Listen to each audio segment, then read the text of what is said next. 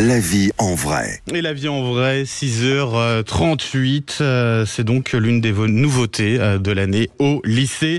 Les élèves de seconde débutent aujourd'hui leur stage d'observation en entreprise. Les lycéens ont-ils trouvé un stage à temps? On fait le point avec le proviseur et secrétaire du premier syndicat des personnels de direction dans l'académie de Toulouse. Yvon Manac, bonjour.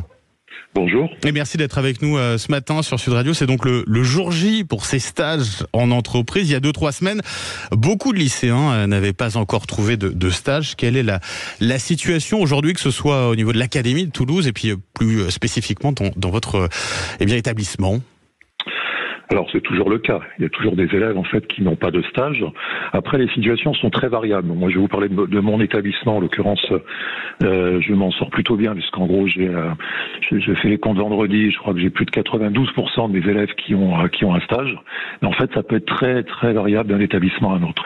J'ai pour certains collègues en fait un peu moins de 50% pour certains lycées. Un peu moins de 50%, c'est-à-dire que beaucoup de lycéens, en tout cas sur certains lycées, n'ont pas trouvé de stage. Comment l'expliquez-vous, Yvon Manac?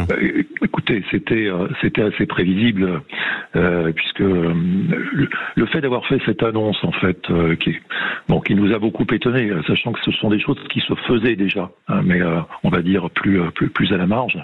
Mais lorsque vous annoncez cela à l'échelle nationale, ça représente plus d'un demi-million en fait d'élèves qui sont en seconde. Donc trouver un stage pour ce demi-million, en plus des stages qui existaient déjà et qui eux par contre sont certificatifs pour les élèves de lycée professionnel et de BTS, on savait que ce serait très très difficile. C'est quoi le profil globalement de ces lycéens qui n'ont pas trouvé de stage? Il y a un profil en particulier? Est-ce que la situation sociale de ces lycéens a joué là-dedans? Oui, bien sûr. Bien sûr. Sur les retours qu'on a pu avoir avec mes collègues, en fait, on s'aperçoit que lorsque vous êtes dans un secteur avec, on va dire, des situations professionnelles ou des situations sociales en fait favorisées pour les familles, vous avez un réseau qui est plus important que lorsque vous êtes sur un autre segment. Concrètement, ça veut dire que dans les quartiers, on a eu plus de mal à trouver un stage, quoi. Tout à fait, absolument. Juste pour savoir un petit peu, concrètement, ça se passe comment pour ces lycéens qui n'ont pas trouvé de stage? Ce sont les établissements qui vont devoir les accueillir, en plus dans une situation un peu particulière, parce que c'est les examens en ce moment. Ça va pas être facile. Tout à fait. Alors vous avez tout compris, ce que n'a pas compris le ministère d'ailleurs, puisque on est quand même très étonné de cette annonce qui a été faite, à savoir dire que les élèves qui n'auraient pas de stage seraient accueillis en établissement. Alors effectivement, certains établissements peuvent les accueillir, mais en fait, vous le savez, les épreuves du baccalauréat ont commencé vendredi dernier avec les épreuves de français, les épreuves anticipées de français, et en fait, demain c'est le bac philo. Demain c'est la philo. Ensuite, on a les enseignements de spécialité, et ensuite, on a le grand oral et les oraux de français qui nous amènent en fait quasiment jusqu'au 4 juillet. Donc la plupart des établissements, et c'est le cas du mien, on est maintenant en fait le lycée est fermé et en fait on est en centre d'examen.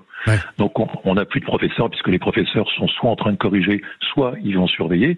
Donc en fait, on n'est pas du tout en capacité d'accueillir les élèves qui n'ont pas de stage.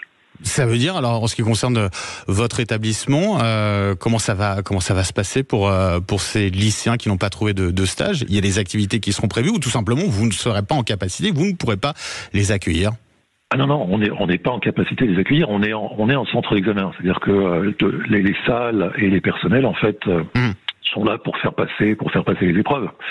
Donc on a fait le maximum, si vous voulez, en termes de souplesse. C'est-à-dire qu'on a par exemple des élèves ou des familles qui nous ont dit j'ai trouvé un stage mais c'est pas tout à fait sur cette date. Donc moi j'ai dit il n'y a pas de problème.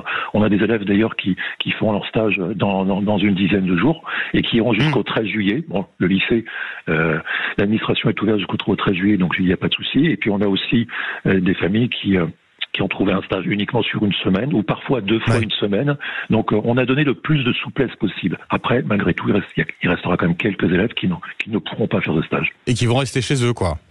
Et qui restent chez eux, absolument. C'est quand même incroyable, ça. Écoutez, je pense que certaines familles vraiment ont fait le maximum. Après, encore une fois, plus d'un demi-million à accueillir, c'est quand même très compliqué sur une période finalement très dense. Merci beaucoup Yvan Manac d'avoir été avec nous ce matin sur Sud Radio. Je rappelle que vous êtes proviseur secrétaire du premier syndicat des personnels de direction dans l'Académie de Toulouse. Merci à vous. Bonne journée. Et bon courage pour l'organisation des épreuves, notamment de bac philo. Ça commence demain, 6h43 sur Sud Radio. On vient dans un instant avec hashtag On en parle. Et puis c'est bon à savoir. À tout de suite.